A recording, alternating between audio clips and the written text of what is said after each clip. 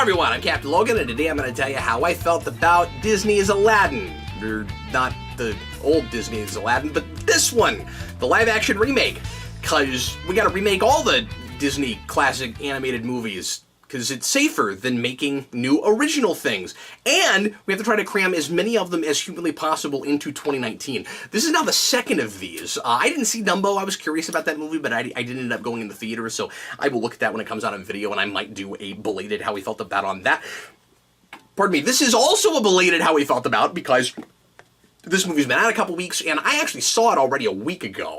So this is not immediately walking out of the theater like I usually do with these, and my memory might be a little bit rusty with this. It's been a few days. So I'm going to hit the major bullet points and just give you a sense of how I felt about it. That's what the show is for. I'm running solo today. I was supposed to do this with DJ last week, and our schedules didn't line up, and so that's why it took so long to finally get this video out. But I'm just going to sit down now and tell you a little bit about how I felt about Aladdin. This one, I felt just right away, I'll say, not really feeling this one. I felt like this movie was pretty bloated. I think it has pretty massive pacing issues, and I think all of that is rooted ultimately in the problem of not having enough of a mission statement with this beyond, well, it's one of the major movies in our catalog, and we've got to make that live action, and you know, cash in on it, because it's a safe bet. I'm not saying that there's nothing new and interesting here, and I'm not saying that, like, story-wise and idea-wise, and I'm also not saying that everything done with it visually is bland and heartless and soulless, like I'm seeing from a lot of reviewers. I just think that it's not ultimately an especially cohesive piece tonally, and I feel like it's got casting issues. So where should I start with this? Let's start with Will Smith's Genie, shall we? I thought Will Smith was a fantastic choice if you're gonna completely reinvent the Genie from the ground up. And I assumed when this was announced that that was more or less what would be happening, because Robin Williams invented that character so completely from the ground up that I don't know how anybody else walks into those shoes. And neither did this movie. Will Smith doesn't know exactly what to do with it. He's got a couple of different modes in this movie, and me personally, I think he looks kind of uncomfortable. I feel like he's at his best when he's doing what I figured he would do with it, which is just being Will Smith, and doing what Robin Williams did with his, which was just being, you know, zany Robin Williams, and bringing, you know, the natural heart to that character that he has, that he brings to you know, most of his roles. Will Smith is given a script that has too much of Robin Williams still in it.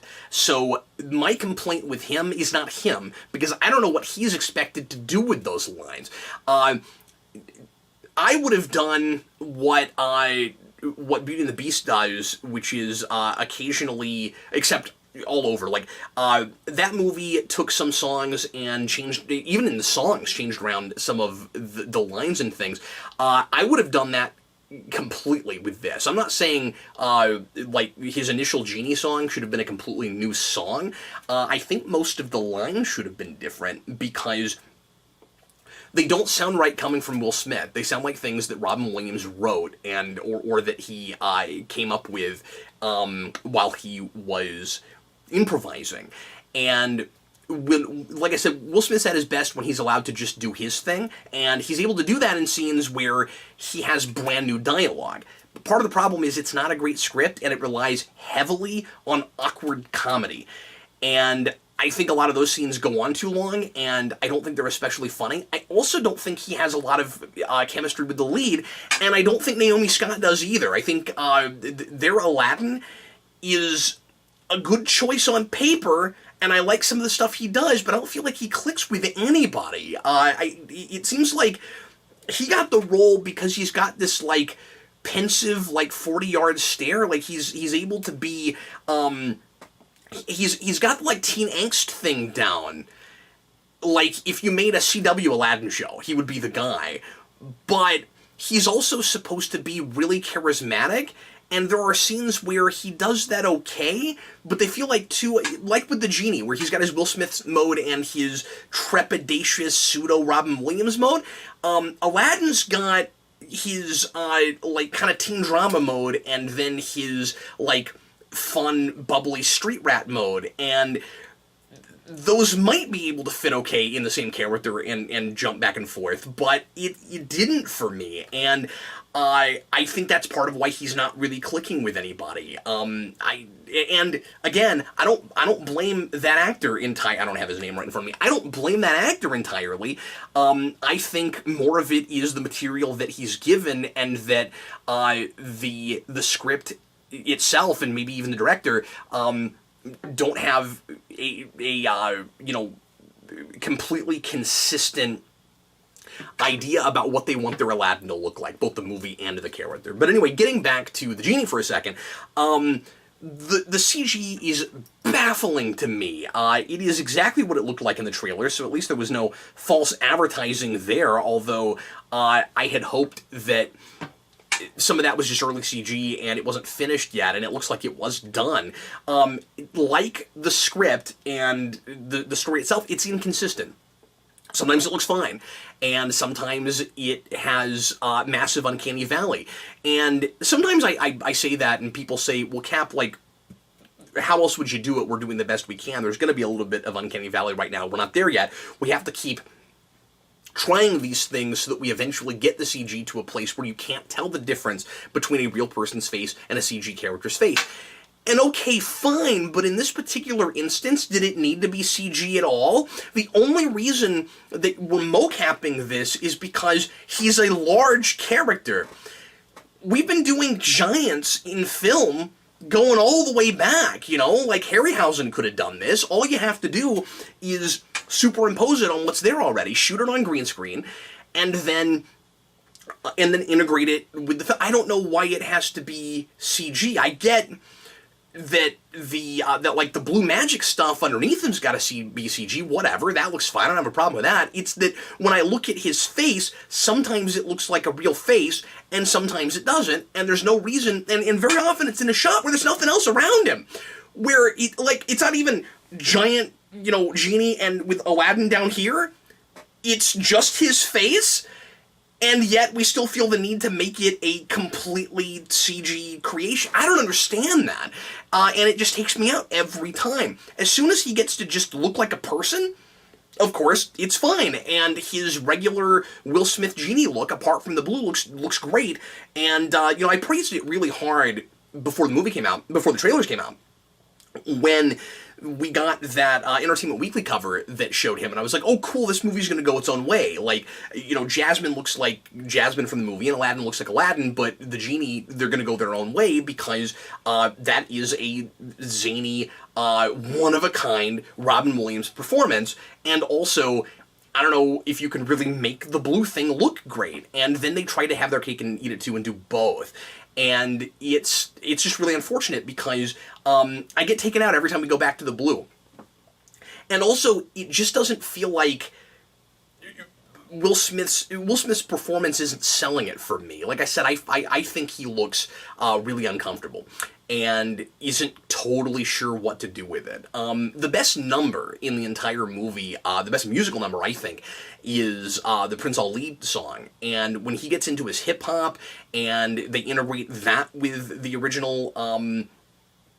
with the original song and all the dance choreography and everything, it looks and sounds great because they just went for it, and it doesn't feel like there's anything holding them back in that scene where Will Smith's allowed to just do his thing. Maybe more of it should have been a hip-hop soundtrack, which is weird for me to say, but they won me over on that with that particular song, or at least whenever the Genie is there, it should be more hip-hoppy. And the initial... you know, Never Had a Friend in Me song isn't really hip-hoppy and doesn't feel like it's coming from that character. It feels like it's that song because that's what we remember. I also think that that's holding the movie back and is kind of a problem throughout, where it knows that you've seen this material before. I didn't feel like that as much with Beauty and the Beast. And I'm comparing them because these are the two big ones that I've seen, but also I really, really liked that one. And I know a lot of people didn't, and I have issues with it.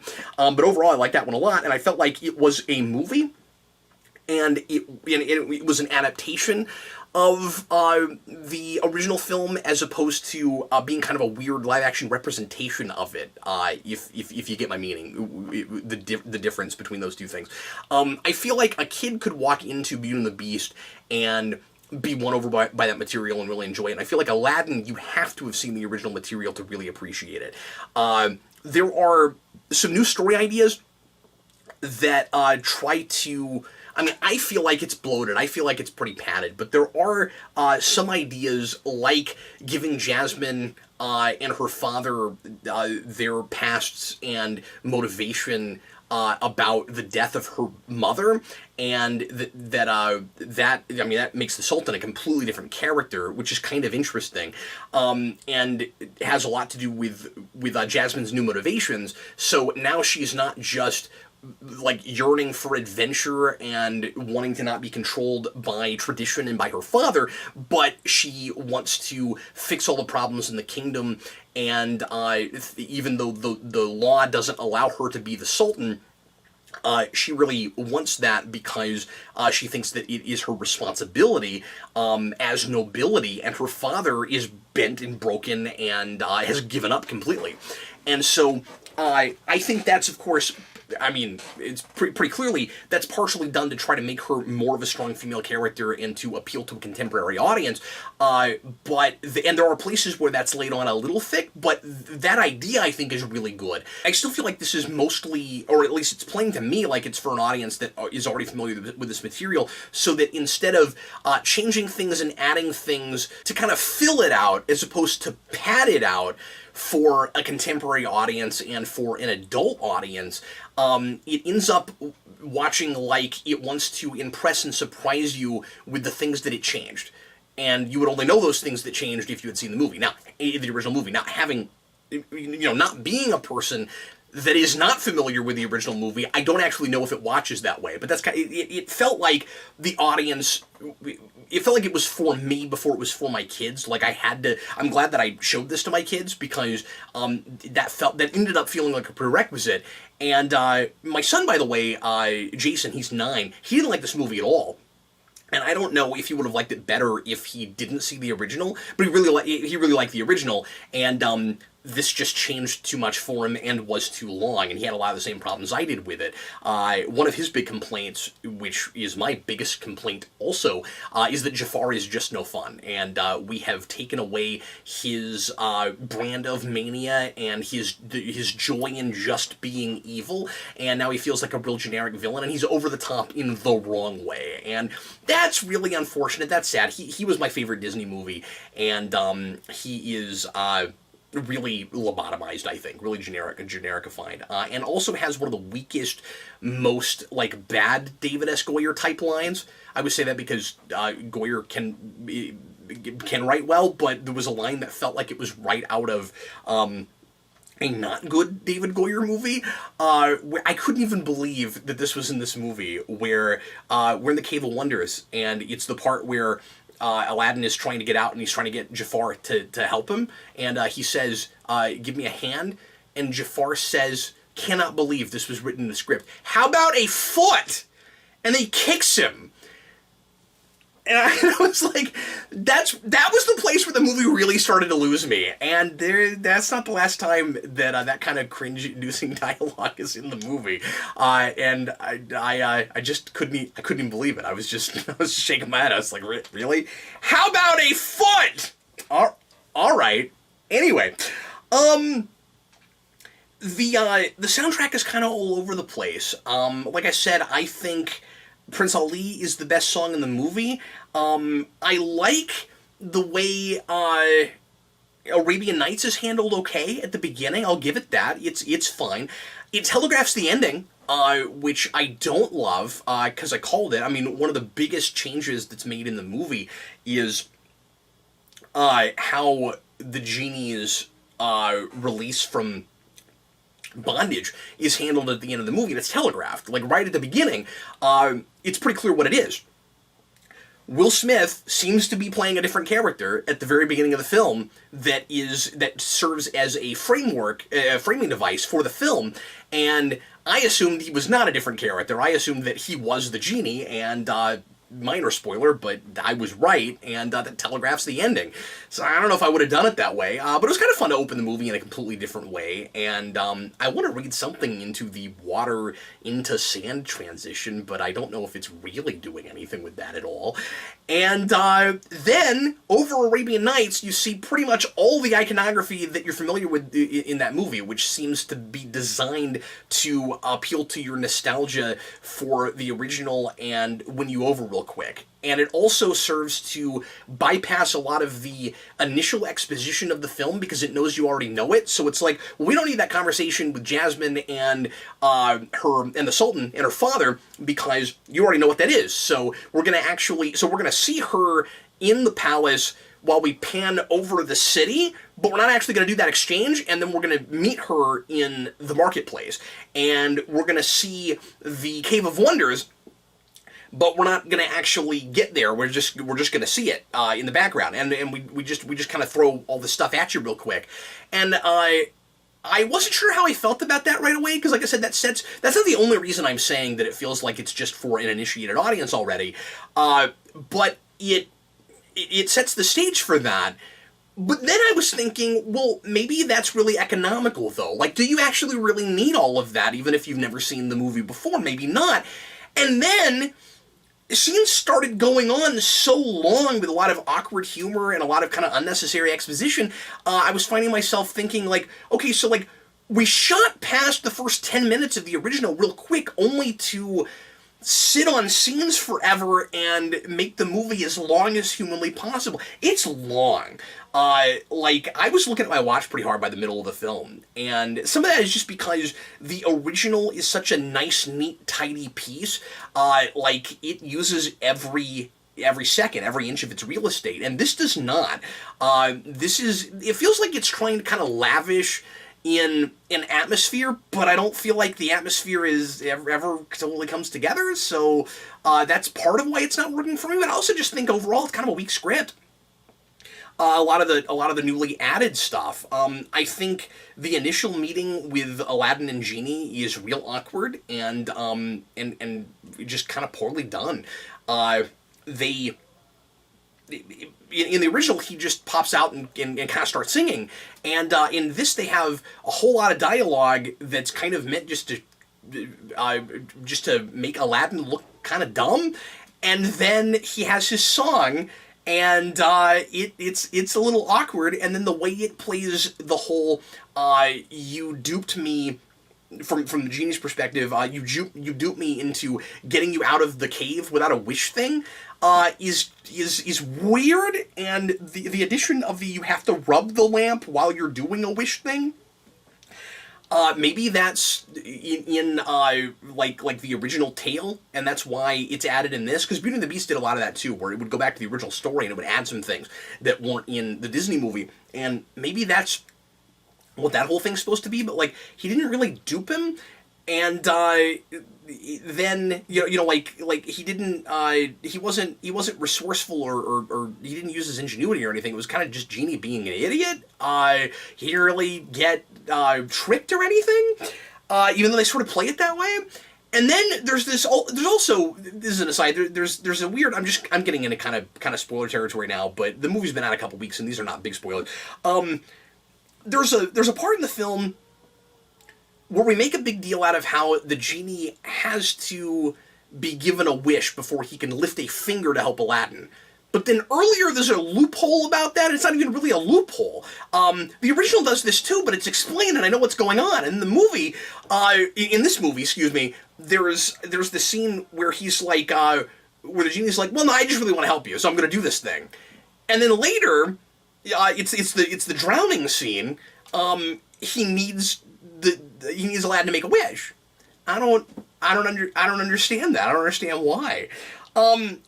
With what's changed with the genie at the very end, I think I actually kind of like that. Although for everybody that's seen the movie that knows what I'm talking about, it makes a little bit more sense just in that if you are all powerful, this will sort of give it away a little bit. So this is spoiler territory, but if the one way that you can that you can lose your bondage, that you can be free, is to be wished that way, it would be bad for the universe, potentially, if you still have, like, all-powerful cosmic abilities. So that ending kind of makes sense to me. I just wish it hadn't been telegraphed the way it was. The third act just feels like it goes on forever.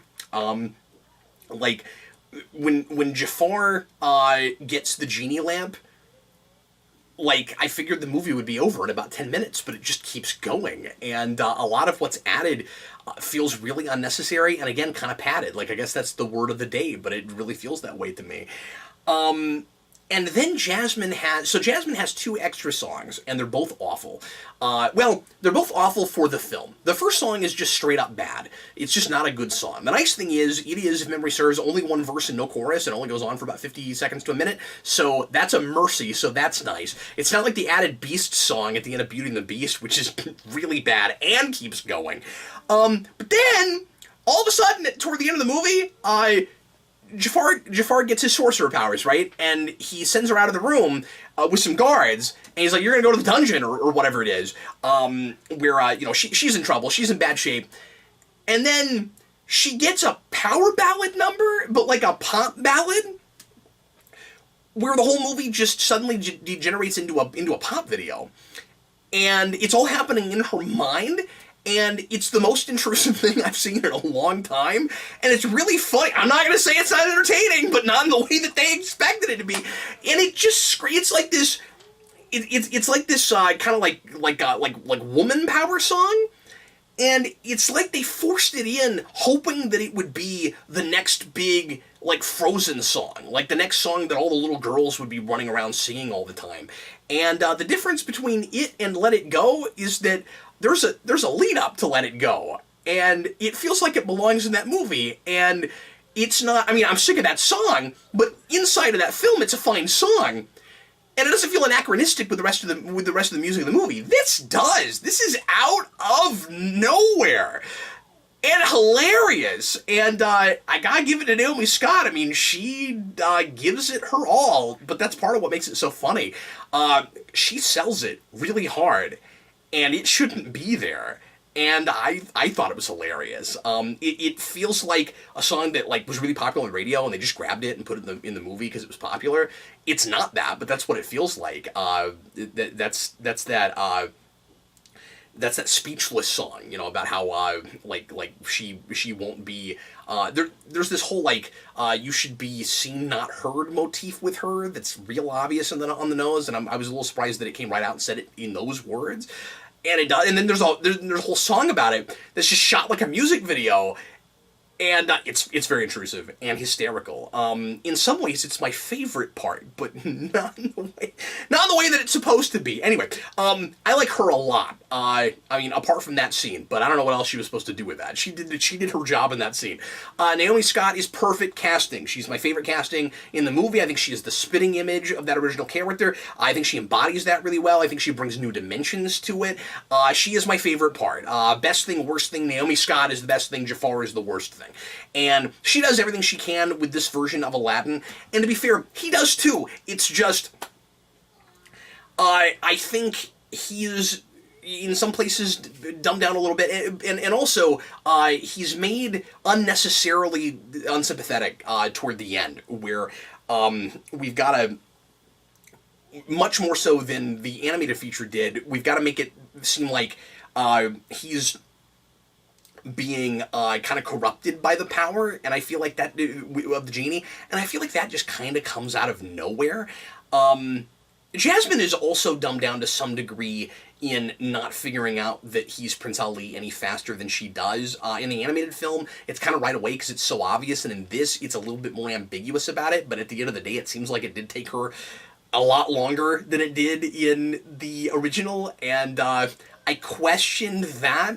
But I mostly just kind of question their affection for each other. I had no question about it in the first movie, and in the animated film, it's incredibly impressive how quickly they fall in love and how much I buy it. I mean, it's like a minute, and I totally buy it. And this just didn't have that. It's maybe harder to do in live action, and I will give it that. But it also just wasn't very mature about how it handled relationships, particularly with the genie. He has his own subplot in this, where he falls in love with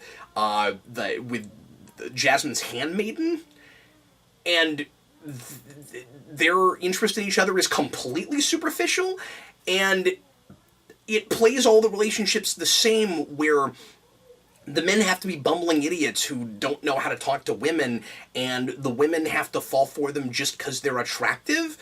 And there's not much to it, but we have to spend so long on those relationships, and it's just really unfortunate when the animated material that you're seemingly more for maybe an adult audience, or all ages certainly, but like a lot of what's added here seems to be to try to, and Beauty and the Beast have this too, seems to be trying to appeal to the adults in the audience, which is why we have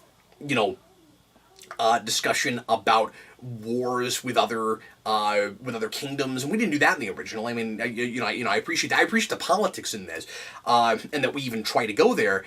But, all that stuff is for the adults in the audience, and it's unfortunate when your animated film handled the relationships more maturely than your live-action film that is meant more for, the adults in the room. So, I don't know. It is not great. It's a mixed bag. I also don't like the score itself. A lot of really inappropriate uses of melodies from songs that have either played already or are going to play later, particularly the Genie song.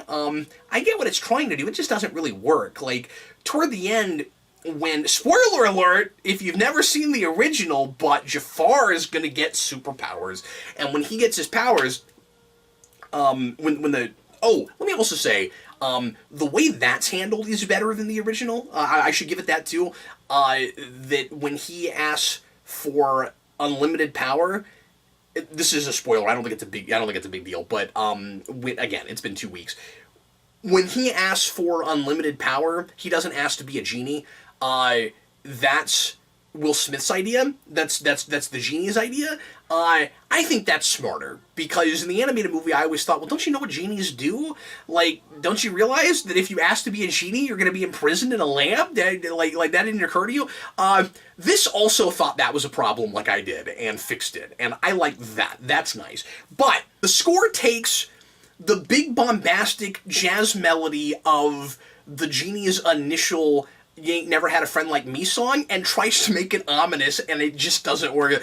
But it does it in more of a minor key, and I don't think it works at all. That's the problem. So like I said, I'm not feeling it. I was kind of disappointed. There are certainly things in this that I appreciated, and Jasmine was the big one. I think Naomi Scott is wonderful in this movie, and I think overall, the look of it is pretty good. It's got dodgy CG all over it. It's not just with the genie. I mean, that is certainly a problem. But the set building is good.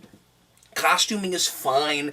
I like the way Abu is handled fine. Iago is just a parrot who talks like a parrot but isn't repeating anybody, which is kind of unfortunate. That's kind of a mixed opportunity, but then if Jafar is going to be no fun and we're not even trying to give them any banter or any kind of a dynamic, then I guess that's fine. Was not really impressed. Leave a comment if you saw Aladdin, let me know what you thought of it, and in the meantime, thanks so much for watching. I'm Captain Logan, and I will see you again next time. Bye, folks.